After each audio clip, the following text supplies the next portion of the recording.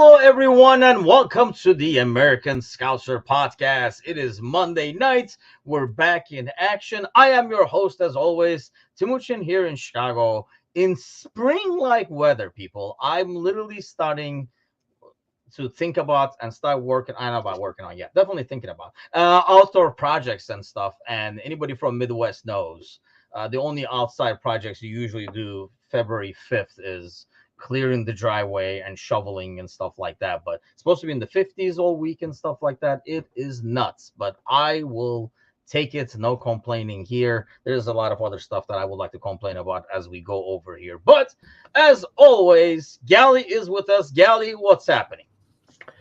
Yeah, it's pretty good weather up here in the Northeast as well. Not as warm as Chicagoland there, springtime, thinking about outdoor projects.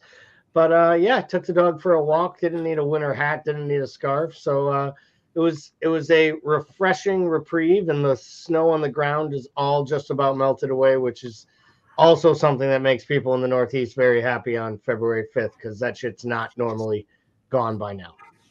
Yeah, same here. There's like no snow at all. It almost feels like it's Octoberish, Septemberish over there. And Bigler was with us. Bigler, what is your weather report? Well, I was just gonna say, just when I didn't think this Monday could be any more Monday-ist for me, you guys are giving a weather report about how nice it is, and it was 41 degrees down here. So I don't know what that's all about, but it was too cold for the South, man. You can't have that kind of coldness down here. You know, iguanas start falling out of trees and stuff. Yeah, that's odd. Actually, Alan says it's 56 over there in Houston. So, and that is cold for Houston. They must be like freezing in like under blankets and stuff. But yeah, I'll take it. No complaints there. But hey, let's get you guys complaining over here and switch right over to trivia. This is kind of like a tricky one. So I know. And, you know, even though BJ sent it a bit more simplified, I'm already ready for like 16 questions, qualifying questions from Bickler. But okay, here we go. So 51 clubs have appeared in at least one of 32 seasons of the Premier League play so far. 6 clubs, which includes us obviously, have been in all 32. How many of these 51 clubs have 8 or fewer seasons in the league? I want to get back to BJ and get some more context and how this compares to like a Bundesliga and La Liga and stuff like that. Basically, if I picked up what BJ is trying to put down there, he's telling us that there's 51 total clubs played in the Premier League in the 32 years, and he wants to know, and of that, how many of them have 8 or less seasons in the Premier League? 8 or less seasons total of the 51. Correct. No, out of the 32. What?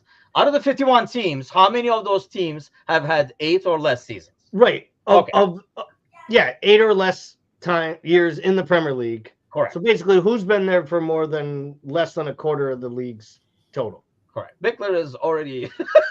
Bickler just wants to go outside and run in the cold now. Bickler.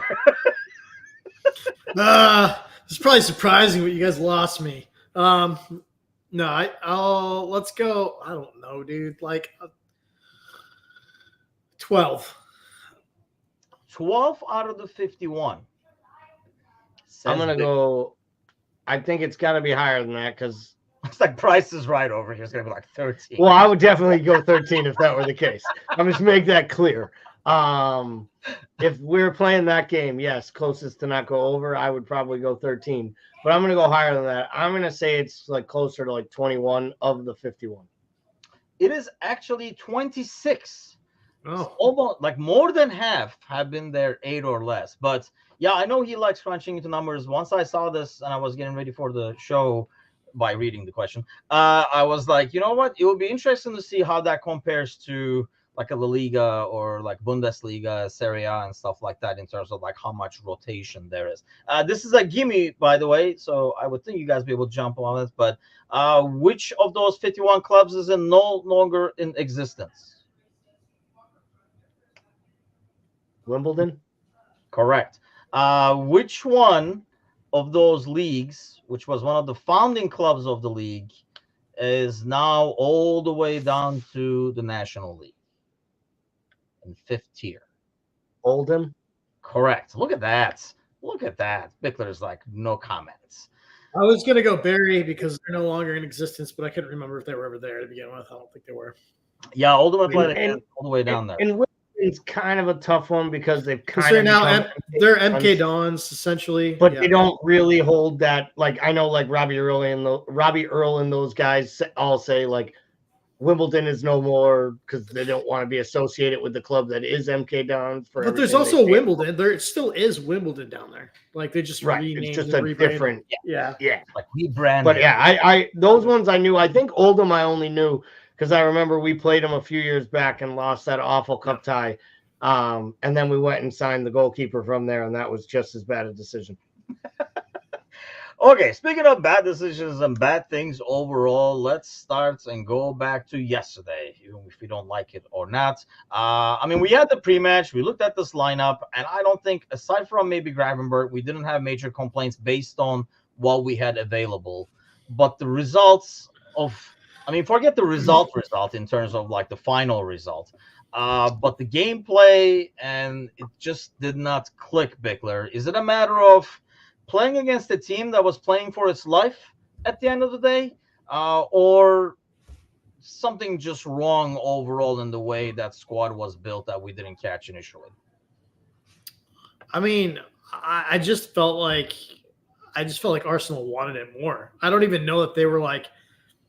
I think like playing for their life is a bit dramatic. I mean, they're still there up the top, but like I just feel like they did come out with a sense of urgency we never had, right? And like that's the thing is just we just never had that sense of urgency. And I think in some ways that's okay for me because like I don't want to say okay, but like I'd much rather have that be the reason that we lost than just not having the quality, right? Like we've seen this side in the past, like not have the quality to compete versus Arsenal, get run off the pitch. And to me, it was just an effort thing. And that's so hard when these guys have been up for so much. They've lost once all year, which, you know, you can argue shouldn't have been a loss.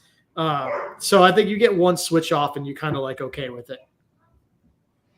When I say play for their lives, I think I mean if we had won this game, there's no way Arsenal is catching us, leave alone City at that point. So you would think, especially being out of both cups and stuff like that, they will be kind of like out of the equation, and it's like a season that starts with high hopes, ends in February 5th or February 4th, I guess, would be like a kind of like a huge disaster for Lego Head over there. And to be fair to them, they did go out there and look like a team that wanted to win, and you know we were outplayed in a huge majority of the game.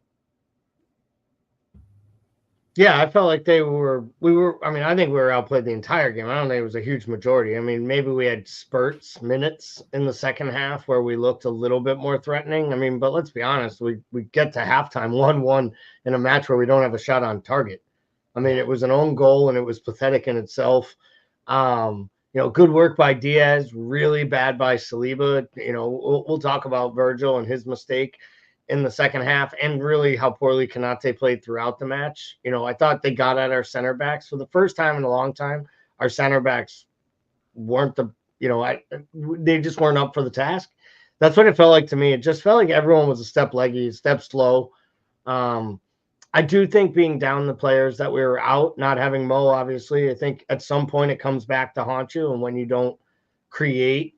And I think, you know, for all the people, and God knows we've gone back and forth, and we'll talk about the supporters on Facebook groups. And, you know, we probably talked too much about Darwin, right? But this was over the last month of time when everyone would argue about Darwin hitting post, but then people would say, but what you have to really talk about what he does now when he's on the field, creating for others and making things happen. And I feel like we missed him starting the press, which is crazy to goddamn say, because a year ago at this time, he didn't know what the press was. But Timuchin, you always say the press leads from the front, and Darwin learned how to help lead the press. And when you got a guy working that hard, and then you got a guy like Jones behind him, I think it all kind of ticks through. And I felt like we were really lacking that yesterday, whether it was, you know, I know Klopp talked about how he was really disappointed with the right-hand side and that triangle of Gravenberch, Trent, and Gakpo. And Klopp even said the goal for once was to keep Trent wide. For whatever reason, we didn't do it. He actually said it in his post match that he was supposed to stay heard wide. that, and I was like, did he kept Trent know? tucking in, but again, like it just didn't. I thought the manager got it wrong, but we went on the road to the third place team in the league, and we didn't get 3 points, and people are acting like you can't win the league if that happens, and that's very normal.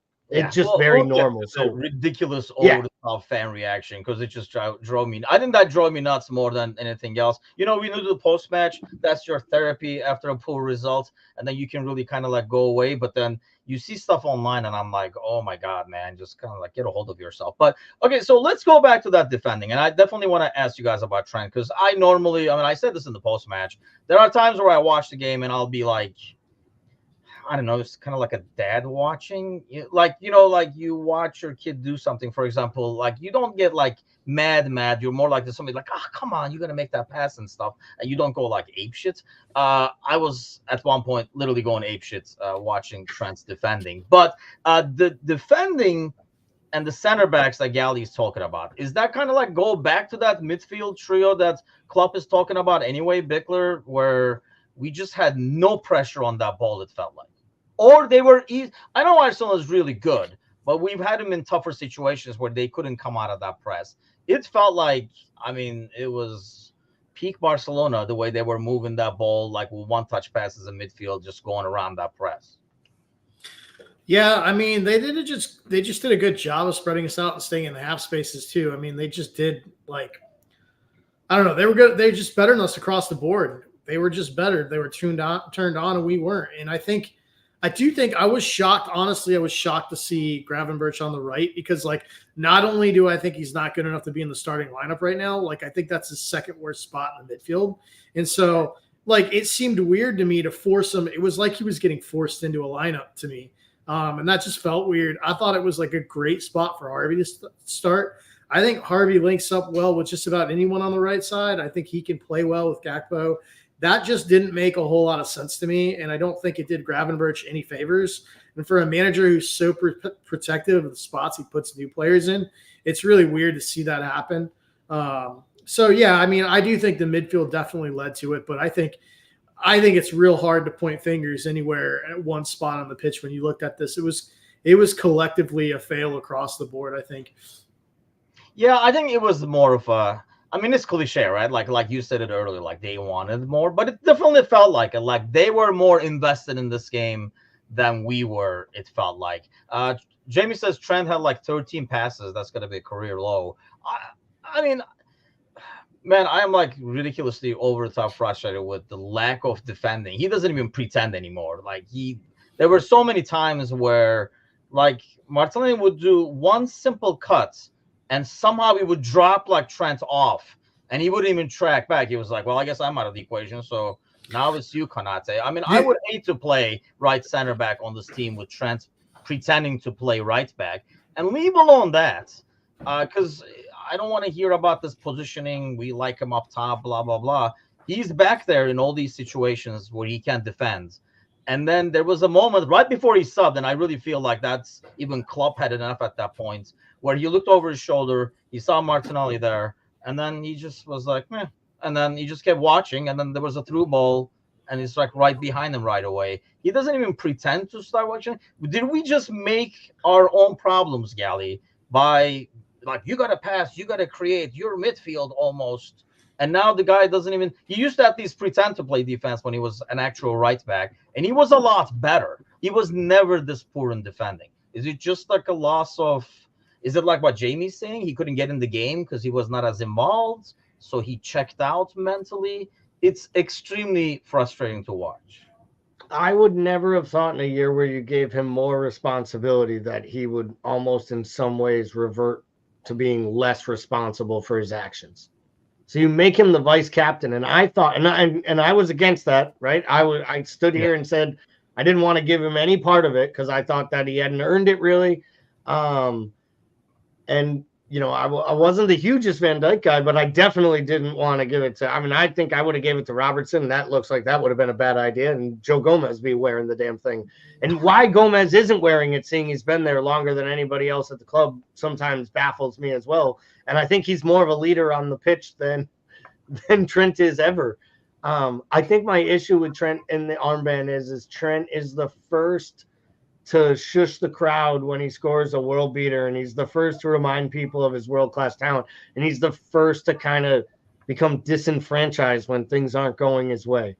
And we kill Bruno Fernandes for like being the poor look of a captain, and I'm not so sure that Trent looks the part of a captain. If I understand Jamie can mention the 300 games, so he's earned it. I don't think you earn leadership qualities. I think leadership qualities are earned by leading other players. And guy gets dropped for his national team for attitude and hustle and for falling out of form. Guy gets dropped from his own side right now. He's being outplayed by a teenager at the moment. If it wasn't for, a very tragic event in the young man's life, it would have been interesting to see what Klopp would have done on Sunday. Yeah. I still think he would have started Trent. And I'm not sure that would have been the right decision, but I think Klopp would have done it. And I don't think you give guys captaincies based on games played or your role, but I think Klopp gave Trent this extra leadership because he wanted him to have a responsibility. And I'm not sure that he's covering himself with glory since he's been given it, in my opinion. Yeah, I mean, I don't know. And, you can go back to like what Jamie's saying in terms of number of passes. I mean, he's coming back from the injury, so he might not be all there yet. That would be an excuse if his passing was off and stuff for me, for being rusty. And he probably, we don't know. I mean, we felt if he weren't away at Emirates, the situation and the game might be too big for Bradley. That was like the only concern I think we had. So we were like, maybe Trent will play if he's ready, kind of a thing. I mean, what do you think of the overall ordeal that we have on that right back? I mean, if you went on pure form, I think Bradley is a no-brainer right now. But at the same time, you can't just sit Trent. So where do we, I guess, go from here when it comes to Trent? Or am I just being over the top critical because I'm a defender by nature? Probably, but I think if you look at it honestly, I think it's going to pose a real problem for the next manager. I really do, because we built a system around his talent and what he does, and then when you no longer have the system around that and it no longer functions that way, like I'm not sure what you do with him. Like, because can he get forward? Does he have a world-class delivery? For sure, but like it doesn't make any sense to. I mean, you can get that from other players in advanced positions too. Like, you know what I mean? And I don't know if you have a complete fullback that essentially is playing Trent off the pitch and who's younger. I don't know what you do with that. I really don't. And I think the thing that really makes this difficult is that he's Scouse. If he's not Scouse, I don't think it's even a decision. I think he's probably moved for a fairly decent amount of money somewhere else. I think, I think we get kind of blinded by this loyalty that he's a hometown kid and he's going to be a one-team player. And maybe that's the case. Maybe we will figure it out. But I just think it is going to take a manager that comes in and has a definitive system and can get him to fit into a definitive space inside that system for me to save it. Because what we've expected from him and what this system has been designed to do for him has somewhat catered to his ability, and that's fine. But the fact of the matter is that he hasn't made any adjustments. And if he can't make adjustments, I don't know how he fits into somebody else's system. So at least at fullback. And I don't think that he's good enough in all the areas from a game IQ standpoint to be plugged into the midfield. So I guess it's just going to be a wait and see, but I think it could be a real issue. I mean, I definitely do not see him, and I've been against it, obviously, for him playing midfield in this current system, because you can't have a guy who's not running or tracking and stuff like that in midfield, not in the system. If you want an example, watch Gravenberg, and if you're complaining about Gravenberg, you're getting the same exact thing, if not less, I think, having over there. And I think, I agree with what Daz is saying in terms of, like, if Sabotla is there, he covers a bit more. I was saying it this morning. I mean, Trent should be paying royalties to Henderson for his career, because really Henderson constantly covering that side, letting Trent do his own thing, has been probably like the biggest season for his success. And I am not I mean, here's one thing: Szoboszlai can come back, but Szoboszlai is not going to have you guard Martinelli. When he gets a cutback and you're just gonna bite every single move the dude does. He's not gonna help you increase your defensive awareness. I just don't understand how you can have such a low defensive awareness and how it can get lower where there's people running behind you like constantly. And if he's like a probably like an attacker's dream, because you can be in one spot and he's going to look at you. Then you can do whatever the hell you want, because Trent's not going to check over his shoulder again to see where you went. You can cut inside, you can go even wider, you can do whatever the hell you want, because Trent is not going to follow you around. So I understand like Szoboszlai would have definitely helped cover a lot more. But so here's my bigger question. I think if the next manager comes in, I think because of how much talent Trent has, his challenge might be to come up with a system where you can utilize them in midfield or somewhere else. Maybe you do 2 defensive midfielders, whatever you do. But for this season, knowing Klopp does not change formations, Gally, do we basically have to continue to deal with this where we're going to be hurting on that right-hand side, and really it's going to be the most important position in this team right now is the right center midfielder? Yeah, I think it is, because I don't think he's going to. I mean, maybe he'll play Bradley a little bit, but I just don't see him. He's not going to replace his vice captain with a kid wearing 84, whether he should or not. He's just not going to do it. Not with 4 months left to go at the club. I think he's going to try to get the best out of him. I think he's going to play Bradley, and I think Trent's going to have to do some rotating. I'm with you guys. I don't see him in the base of a midfield in this formation. It just doesn't work. He doesn't do enough work off the ball. He doesn't track runners. He has a hard enough time, like you said, with runners who are looking right at him when they run past him, let alone the ones that are happening in his peripheral that he has to feel being there. He has no feel. That's almost the problem. And I don't think he has the pace to even, Paul's always said we need more right cover in the front right-hand attacking position. He doesn't have the natural skills to play in that advanced of a role, like even as cover for Mo. So I don't really know where he fits in at the moment in this current formation. And I think it is the new manager's job. And I think Paul's onto something, that if it wasn't for the fact that he was Scouse, there'd be some people probably that would say, hey, we always talk about how there's only a few players in the squad that can secure a real fee. Like, what would Real Madrid pay if they thought they could get him and, line him up with Bellingham or, and I don't want him to go, but I do think like it's going to be a big call when this manager shows up, because we talk about how we have this great collection of all these players under 25, but like the new manager would basically be held to having an entire squad of that age. And they're going to want some turnover. They're going to want some new blood in, and they're going to probably want some players out. I think it's going to be really, really interesting to see, depending on who the manager is, which of the Gakpo or Nunez they fancy, or which of the Trent or Robertson or Bradley, or, they may like a Gomez. I think it's going to be interesting. I mean, it's not what we actually said, Jamie. The thing is, I think it would be a conversation. It is not a conversation right now, because I mean, if you're a new manager, that's probably the worst move you can do to get your loved by the city, especially after following Klopp. You're already in a hole trying to dig yourself out from Klopp's shadow. That would not be a great way to start. But yeah, I honestly think, like I say, it would be the new manager's more like challenge to figure out how you get the best out of them, and maybe still use Bradley as a right back or whatever you might do. But at the same time, I mean, obviously this gets exposed, and I know Brian is talking in the comments about Gravenberch. Obviously his play, not having Szoboszlai there or not having the right center midfielder help there as much, is part of the problem. Will that, now that Endo is coming back, Bickler, will that kind of like solve itself, even though Szoboszlai, we don't know how long he's going to be out now. But, now you have Endo, you have Mac, you have Curtis Jones in that midfield. Honestly, I would think now you're like probably Elliott's over Gravenberg anyway. So that midfield will it solve the problems, and we'll keep Bradley on the bench for now, unless we're starting the rotation once we get to midweek games and all that. Yeah, I don't know. I mean, Endo back certainly helps with midfield depth, but like, until I see him actually start him in a lineup with McAllister and McAllister isn't in the six, I'll believe it. You know what I mean? I don't think any of us know for sure, like if we'll ever see Endo crack a starting lineup with Mac in it, right? Like I feel like McAllister is kind of pigeonholed still into the sixth spot regardless until there's a long-term solution. So I think it only solves part of the problem, right?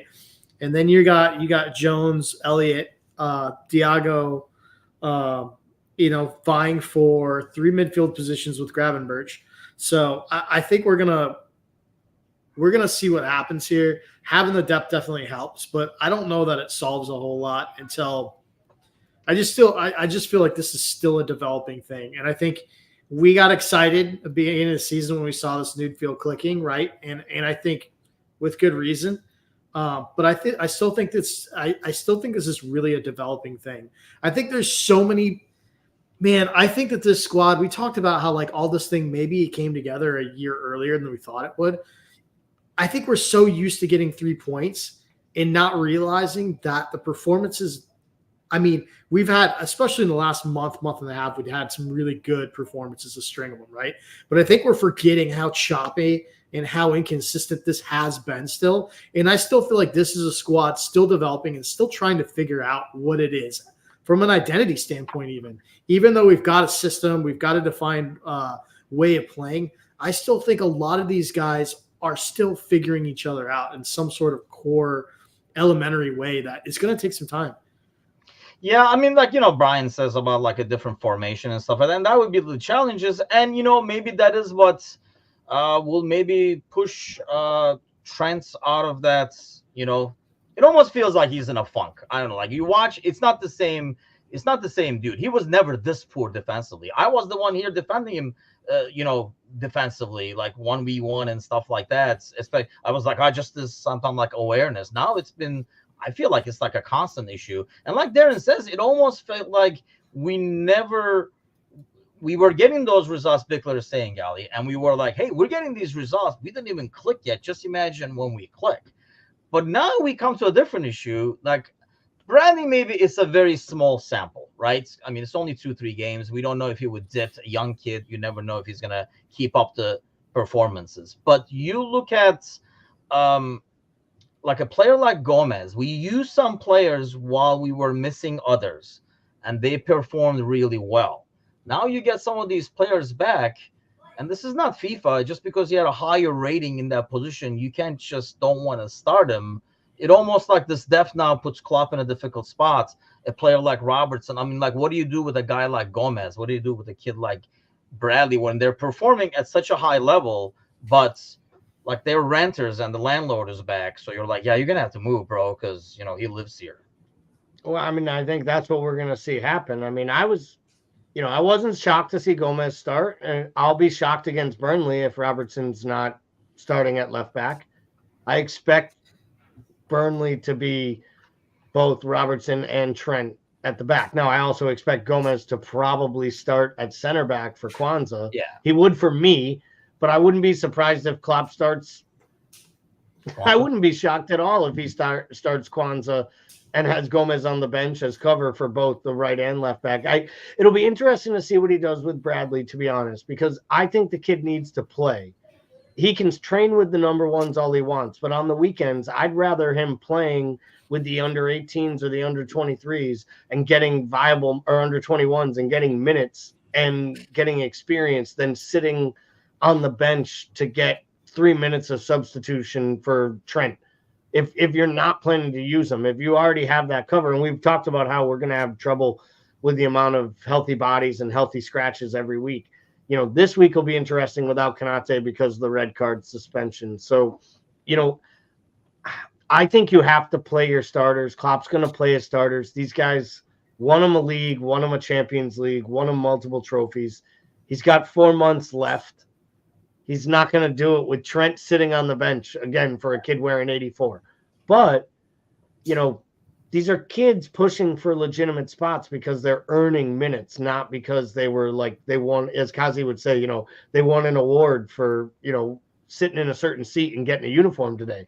They've earned the right to get these minutes on the pitch, and they've done a lot with the minutes they've been given. So, if I'm Connor Bradley, I would probably show up for training next week thinking I got every reason to think I should be starting. I've played 3 times for the club and I was man of the match twice. I'd say that's pretty good numbers.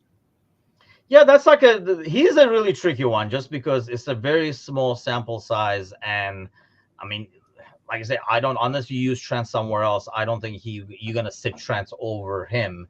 And Gomez gives you a good option to come in and fill in basically 3 different spots. Gomez is like a sub for 3 different locations if you want him to be. Does Klopp just tell Bradley, hey kid, you had your chance, you did awesome, now go work on these with the U23s or whatever, and then get ready because we might call you again and need you on the pitch? And obviously once we get to the midweek games and stuff, he's going to get his more chances, but you're probably going to have Gomez over Bradley on the bench, right, Beckler? Yeah, I mean, I don't disagree with the fact that he needs games. I do think he's going to stay with the squad, though. I don't expect him. I don't know. I don't see him getting kicked down to the U23s and playing like, I don't know. If it were me, I'd play him. I mean, this is how Trent cracked into the lineup and became what Trent is. Like, the only difference is that he had like Nate Klein in front of him and not somebody who had at one point been world class. Like, so, I mean, the difference is who's in front of him, but I think this is how young players get in. They get opportunities through injury, and I think you run them until the form dips. Like, I would not be pulling the plug on his form until he gave me a reason to. Just because Trent's back, I mean, it's just me. It's probably not going to happen. I expect that he probably will fade in the periphery, but I think he'll still stay. I think that they're going to prioritize his ability to continue to train with the first team. Like, and maybe they push him down for some games. I don't know, but I would rather I would love for him to be on the bench. I think there's games when you can bring him in and get him quality minutes and prem minutes, which I think prem minutes are very different than any other level that he's going to have minutes at. That's fair. I mean, these are obviously good problems to have, Gally, and I think this is the first time, in some ways, that we're going to get to see Klopp manage the squad in terms of rotation, especially starting later this month where we get the midweek games and stuff like that. I mean, let's face it. In the past, when we were making predicting lineups, we were just arguing over like 1 or 2 positions at most. Whereas now, obviously, opens the door for a lot of second guessing. But you do have several options, so you can maybe use a Bradley midweek in that game to keep Trent fresh, or vice versa. Yeah, and I mean, I would love to see him get minutes, and I think he's proven he can get minutes. I'm not saying he's not going to train with the first team. I think he's going to train with the first team. I just think if you can't give him a jersey on Sunday because you literally don't have the numbers, and I don't think they're going to be sending 3-4 defenders onto the benches. And when you have a guy like Gomez backing up multiple positions, I just could see Klopp coming with a Thiago, or, I just don't see Bradley getting the 7th, 8th sub position. So Gravenberch has to sit in the stands without a uniform on a match day. Just doesn't seem like Klopp's man management style if he could have him practice all week long and then have him run out with the kids and play Saturday afternoon to get minutes in his legs, or just have him show up to the stadium, not dress, and then do his running after the match like guys have forever. But I'm with Paul. I think he trains with the first team. I mean, I don't think Klopp ever brings a guy into first team training and then really kicks him back to the youth ranks unless they're being punished, in my opinion, which is why, by all accounts, they've been saying the Nioni kid has been training with the first team since like early December, because Klopp's been enamored with him and he's been trying to get him like a debut in League Cup matches and different things, but he just hasn't been able to find, minutes for him to get a chance. So I think these kids are training with the first team. I just don't know that he's going to get a lot of first team minutes the rest of the way, unfortunately. Yeah, you mentioned Thiago over there, lost in the mess that was the Arsenal game and the performance. There's the fact that Thiago is back in action. Who knew that? I mean, I'm assuming this is the role we're going to see him for the foreseeable future. coming in 25, 30 minutes and building some like, game conditioning and getting used to the game speed. He almost tripped himself one time just walking. Obviously he's going to be rusty. It's been like a year or so, right? It's almost he's played. Feels like 5 years, but it's been almost a year, I think. So, I mean, these are, like I say, these are good problems to have with Thiago back in the equation. So we'll talk about like going to the looking ahead into the future towards the end. Is the ridiculous and over the top fan reaction that's I try to stay away from it. I do the therapy session in the post match. I try to stay away from it. You see some posts. Obviously, American Scouser, we have our own group in LFC America and stuff.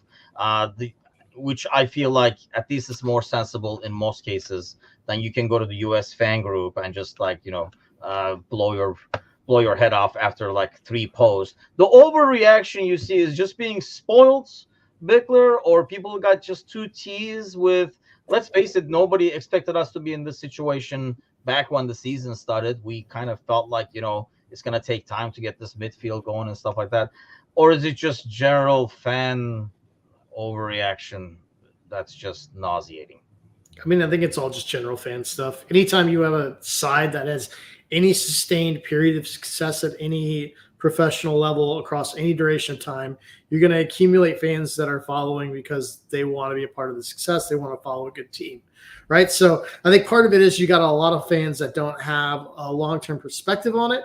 I also think you just have a situation where fans have short memories, man. Fans don't remember that 2.5, 3 months ago, we were like, yeah, if we can just, be in a good spot in top 4 and get through and see what we got in the midfield, we'll be all right. People don't remember that. People remember, oh, we're top of the table and clear by almost 2 matches. That's that. And I think people fixate on that, right? And so I just think it's a combination of just perspective and just having short memories. We all do as fans. We forget like the long game, and we forget where we were a couple months ago when we look at these things.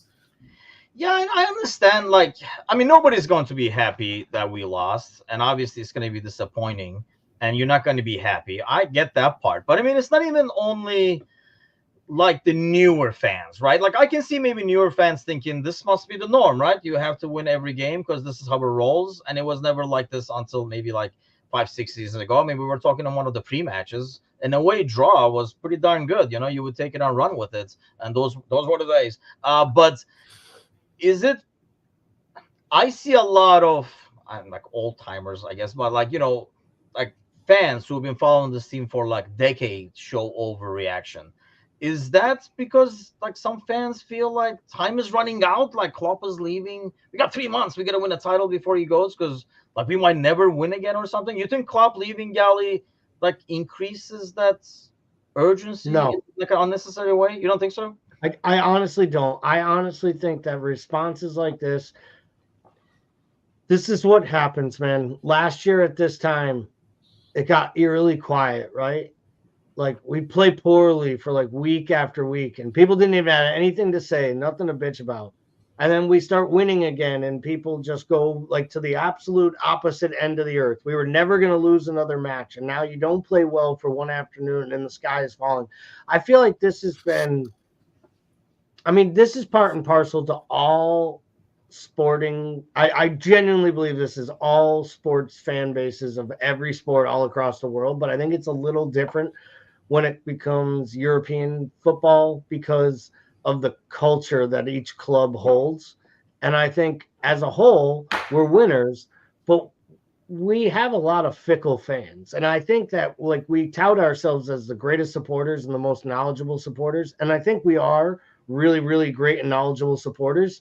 But I think any supporters group that calls themselves the greatest of anything has probably got like a little bit of douchiness in them as well, because they believe that they're like, it's almost as if when we're good, we genuinely believe we like it's our right to be good.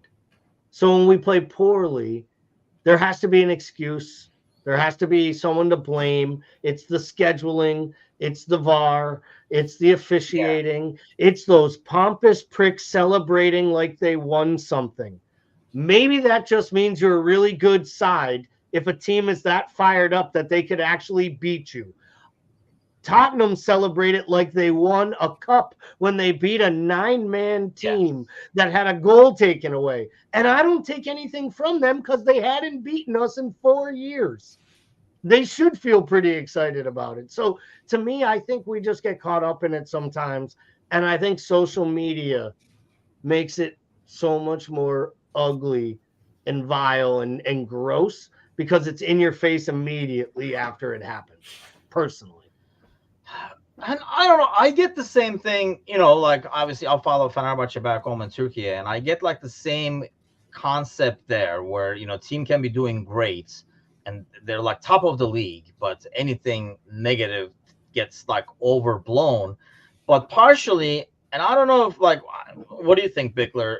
I feel like a part of it is ownership when the fans are already not really liking the ownership, because you get that same thing, like I say, back in like Fenerbahce too. Like there are some guys who just don't like the president, but when things are well, they gotta go along for the ride, right? The train is going, so you're on it, it's going.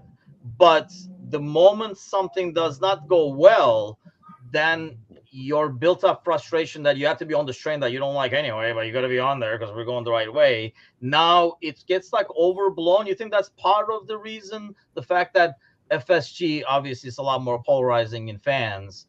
Do you think that causes some of the overreaction because they're like, "See, I told you guys," kind of a reaction? Well, sure. I mean, yeah, like anybody who latches on to a narrative that they want to follow is going to look for reasons to continue to write it, though. So like, when something like an unexpected announcement happens where a legendary manager is going to step out of the position, of course, the story becomes that's its ownership, right? And then conveniently ignores that said manager who stayed a certain amount of time at every stop in his junctures, left when he said he was going to launch. It's set for Liverpool, where he signed 3 separate extensions. Like that part gets left off. You know what I mean? So like, yeah, we write our own stories with the facts that we want to wrap ourselves around. So yeah, I mean, I think, I think in the whole of things, we look at this team and we look at where we're at on the table. And I think sometimes we lose perspective, and sometimes we believe in a narrative that we want to be true. And like, I'll tell you straight up, I don't ever believe that this side is probably the most complete or best side in this league right now. I think we have overshot our means in terms of points. I think we've got very fortunate throughout, but I also think that this team has shown a huge resiliency and a huge maturity. So there is a big amount of credit to them. I just think that, I don't think we were ever the team that was going to run away with this thing, right? And I think, we're in a situation where we have City down a little bit. They're figuring some things out. They're thinner than they've been in the past. They had key injuries. We have an Arsenal side that lost some footing, trying to put some new people in. And I think we jumped the curb a little bit and everybody ran with it, And I think we just need to look at this, pump the brakes a little bit, enjoy where we're at, look at this thing realistically, understand that this is a squad that has a ton of question marks that the manager is still trying to fit in and figure out. And I think it's real hard to be patient with the side that you love. And I think it's even harder to be patient with the side you love when they're at the top of the table. Yeah, I mean, that's as a team we're ahead of schedule. And I think not only like the newer pieces have clicked in well, it's just that, I mean, who knew, if I told you, hey, we're going to lose both left backs, you'd be like, oh, we're screwed. Like, who would tell? Like, we've plugged in some people into certain positions. I mean, if I told you like months ago that, hey, Bradley is going to be the right back, Gomez is going to be the left back, I don't think you're like taking that you're guessing a win for that game. And Curtis Jones is going to be your player of the year on February 5th. Yeah, I mean, that's the thing. I think people we plugged into certain situations have done really well despite all the pieces that are missing, and that kind of like sets up a higher expectation. Mateusz says huge success over the last 5 years has brought in new fans where their norm is a 99-point season. FIFA career mode doesn't apply to the real world. Speaking of, we talked about it this morning. I did start the FIFA career mode as a player All I can say to the coach is I need a run of games, because this 25 minutes coming in the preseason thing is not cutting the mustard. But more on that coming up. I might get hooked on this thing. I don't know how anybody does FIFA career mode as a player, dude. I don't get that. I started because I know we talked about it this morning in the morning show, the manager side, the player side. I was like, you know what? Let me do the player side. And yeah, it's very frustrating. It's not my fault the guy can't finish. I'm getting all kinds of through balls, but I need the run of games. Now I know what you guys. I mean, maybe that's the difference. When you own your own business, you don't feel like you have to call the shots. You know what I mean? Like, like when I log in, I don't want to hear any shit from anybody. I'm going to make the decision on who's going to play. Like I want to walk away from the day feeling like, I had this one thing go right for me. I don't want to be like subbed in for 25 minutes and feel bad about my day. Yeah, but it's been, I don't know, like I was kind of sick of the current mode, so this will open up a whole new avenue for me. Anything else before we move on to the next game? Did you guys have anything from the Arsenal game before we wrap that up and hopefully put it behind us?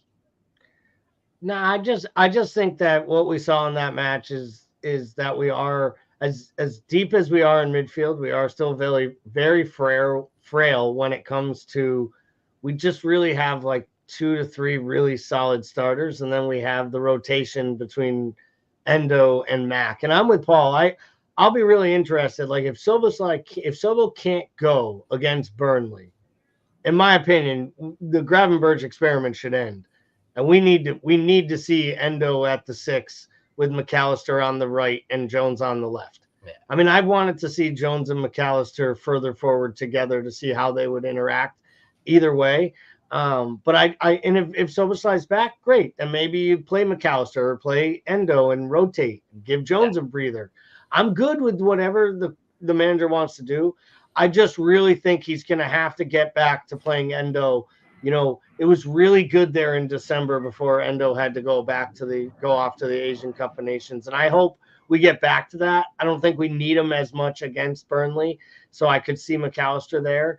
But I just really think Gravenberch just needs, I don't want to kick a dead horse, but I really think he needs some time. He needs some time sitting at the end of the bench. No, I mean, really, he needs to and you've talked about it, give him a full summer with, new tactics, new formations, understand his role, a full preseason with his teammates. But let's be real here. We are going on 6 months worth of training sessions, and he still looks absolutely lost on almost every impact of the game.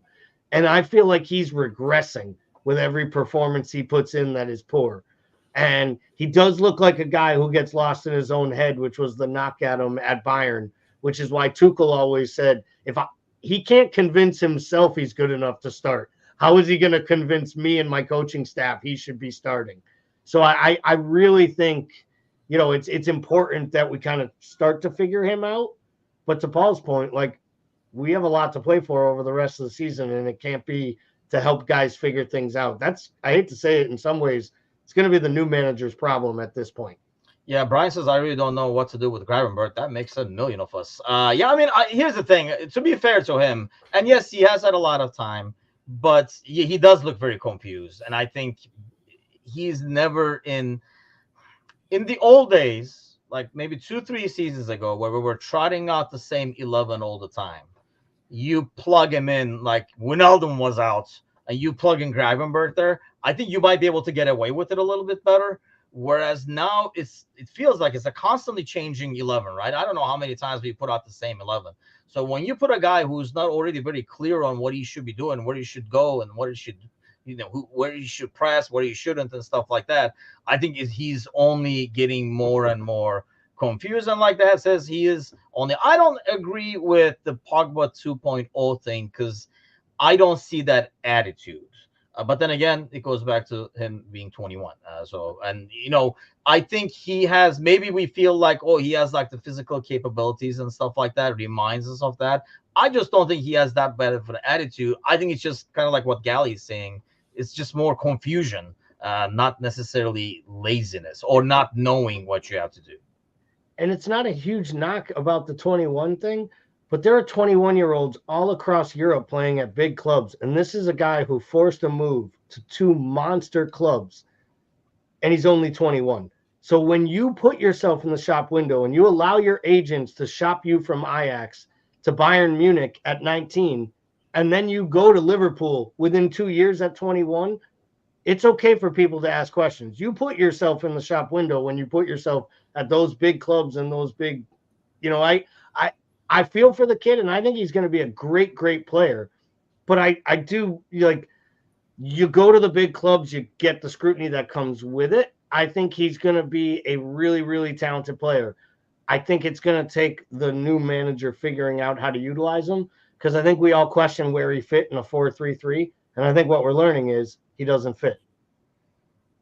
But it's only 21 to be fair, but I guess he's perfect in career mode. So I'm going to have to test it out, and I can tell you, I can report back next week and see if I confirm that. But I think, that says, like, I think we're used to seeing players come in and hit the ground running, partially maybe because we never did so many changes at once. That's why we were shocked that this midfield, where we changed so many pieces at once, clicking this early was kind of shocking. But normally we bring one dude and he kind of fits the mold. It's more like a plug and play, whereas he has not really had that luxury. So I still think it's way too early to write him off or anything like that.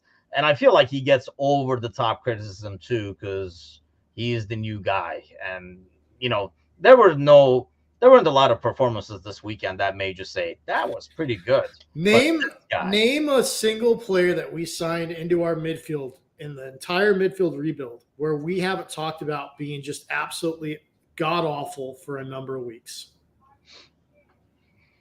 Yeah, I mean, they all have. Yeah, because I started really hot, then went down, right? But I still go back, by the way. Listen, Mac number 6. I think McAllister's been the most consistent of all of them, and he's been asked to play out of position the whole time. And he's arguably gotten the most shit out of all of them. He did initially, because I think he was getting caught on the ball a lot more. And, hate to toot my horn again and emphasize this point, but when we have outlets, when we had Bradley, when we had a right back, watch this game, go back and see there's so many moments where he does not have more than one outlet. And Arsenal knows that, closes that one. When Trent is in your pocket in midfield, I think, there is no width. It's harder for that guy to get in the middle. And, he got caught on the ball a lot this game. Whereas we saw him the last 2-3 weeks, when he was playing with Bradley, a right back, he had a lot more options and was able to, his passing and stuff. He's a gem for, I think we got him at a really, really good bargain, which is my question kind of moving forward with not knowing what Szoboszlai is going to be and stuff like that. Obviously, it's harder to predict this Burnley lineup. But if I asked you, Bickler, with now Thiago back in the equation, Ando, Mac, Jones, all these guys, and the back line as well, 2 months from now, it's a crucial game. We're going out there. Who do you see in your crystal ball over there as the starting 11? God, I hate this. I know. That's why I sent it your way. Oh, it'll probably be Robertson, Verge, Konate, Trent. Man, I want it to be Endo so bad. I just can't see it, man. If it were me, I'd put Endo in. I think it'll still be McAllister at the 6. I think Klopp is too in love with other players. So I'll go Mac at the 6, Jones on the left, and I think Szoboszlai on the right. Of that midfield is what it will be during crunch time with everybody fit. I think the left is, I got to go Diaz. Middle, Darwin. Right, Mo when he's back and healthy. Galley. Same 11 agreements. But I'm in full agreement there. I think the only one you can maybe argue is Diaz and Jota. I'll argue that Jota offers more from the bench from a match-winning standpoint. And I do think we're starting to see a little bit of Diaz's form come back and his elusive capability of taking on a defender. And I just genuinely think that Gakpo is so off the boil at this point that he is firmly the 5th choice offensive player. Yeah, once Mo gets back, I guess, because right now, at least, he's the first option off the bench if he doesn't start, kind of an ordeal. But that's definitely going to change. So Thiago, I guess, would be the oddball one, right? Obviously, it's too early for him. But at one point, like how many weeks do you think, if he stays healthy, do you ever not? You, so you guys do not see a role for him as a starting 11 player? He I doesn't think start over Curtis Jones for me in any match because I think Jones does what you ask him to do on that left-hand side. So for me personally, I think he gives you the ability to change matches and unlock matches and gives you 20, 30 minutes. And at this point in his career, that should be the most he expects of himself and his body, in my mind. I know he wants more, but I wouldn't be willing to rely on it. we haven't seen Thiago in so long. My suspicion is that his game is nowhere near what he was even 2 years ago, right? So let's just say theoretically, I thought his game was where it was 2 years ago. Okay. I don't think he's a player that you can depend on for longer than 60 minutes, which means you have to have a planned substitution if you're starting him anyway. So that's between those two things, I just don't see it. I agree. I mean, that says the same thing. I feel like he's like an it, Daz. ideal person to come in regardless of the game. I think, if we're ahead, he's a good guy to bring in, control the pace of the game, keep possession. It's like the Milner game that way. Yes, exactly. But I think the difference to Milner would be Thiago is a guy you can also bring into midfield. Like if you started Ando, maybe you do bring Thiago in if we're chasing a game at home against like Luton or something like that. a little more flair on the yellow cards too than Milner. Yes. Well, I mean, just them crazy eyes. Milner's were a little more blue collar yellows. Yeah, don't forget them crazy eyes too. Them crazy eyes will be back before you know it. He'll be staring down, eye banging people all across the pitch, just fucking. I haven't heard that phrase in a while. Okay. Maybe he'll actually, Brian, or I think Alan mentioned how the Carabao Cup final now with the Luton game being rescheduled 4 days prior. Maybe that's a spot where Thiago actually gets himself a start. They know they're not going to start him in a League Cup final. Hell, last 3 times he warmed up in finals, he got himself hurt to the point he couldn't play. So if I were him, I wouldn't even show up at Wembley out of fear of injury and his career ending. But I could see him maybe starting like one of these matches here or there. I think he'll get a few runouts, maybe even a Europa League match here or there. If we are going down the stretch of this season with critical, crucial games and we're relying on Thiago starting and making huge impacts, then a whole hell of a lot has gone off the boil with this squad, because that was the whole purpose of this rebuild was, in my opinion, to not have to rely on 35, 33-year-old guys with legs that break down, randomly. That was the whole purpose of moving on to the young kids we did. Yeah, I think he fits that closer role perfectly. Like I say, regardless of the scoreline, even if we have like the lead, we're just trying to finish it off, or if we're chasing a goal and stuff like that, still a good guy to bring off the bench. Somebody that you can bring on if you're chasing a game and say, hey, maybe he'll find that avenue, he'll find the pass and stuff like that. So, I mean, definitely great thing to be able to say you're bringing Thiago off the bench. And I would think, I know these guys have huge egos and stuff, but I doubt Thiago says I should be starting in this team. Just like looking around on the practice pitch and be like, oh, I'm better than all these guys. I can run more of these guys. You would think, but then again, Milner thought he should be starting too, so maybe not. He's not giving back the paycheck that says he's the second highest paid person in the room. Yeah, exactly. So and that's another thing. Is like my paycheck demands. Like I said, I think he'll be a good addition. I know for a fact Anana's very happy on Friday mornings. Okay, so before we head out, like I say, I know it's hard to predict the lineup, not knowing full details yet. But Bickler, this Burnley game in some ways is a good fixture, and I think like Darren was mentioning earlier, the fixture for both us and City on paper, like no game is guaranteed in the Premier League, but easier, let's say.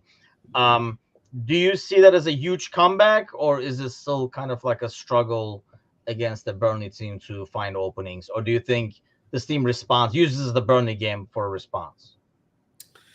Well, it's a nice soft landing spot, so I'd hope for a response. I think this kind of Burnley side doesn't scare me as much as like the old Sean Dyche teams, right? Because, you can play football with them and they have a real lack of they're just a younger squad. They don't have a lot of firepower. So, that's like kind of as cush as you can ask for coming back. So, yeah, I would expect a response here.